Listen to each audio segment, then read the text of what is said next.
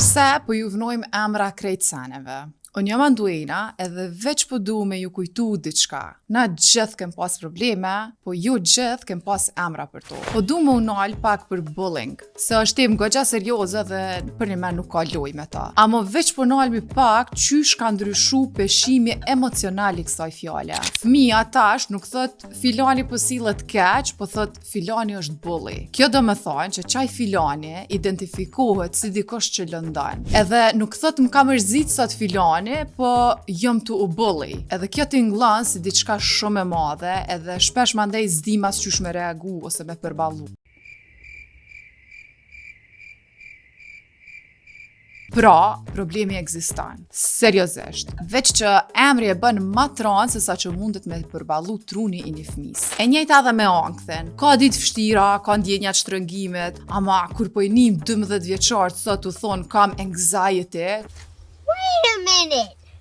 Who are you? Kur nashta çka të vërtet kanë është siklet, lodhje, zhgënjim, konfuzion ose thjesht lodhje sociale.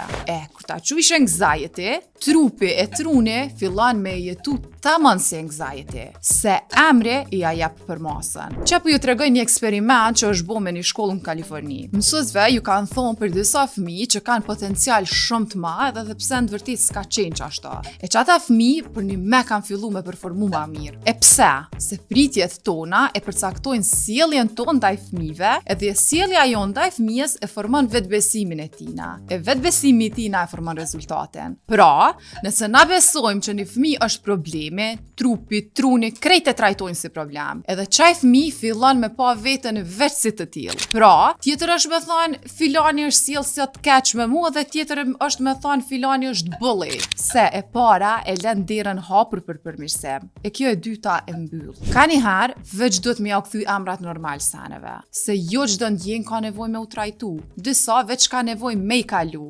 Që kaq për sot, nuk duhet kurqysh me i mohu ndjenjat, ama duhemi me i majt në dimensionin e vet. Shnet mendje e qetësinë zemër. Shihemi herën tjetër.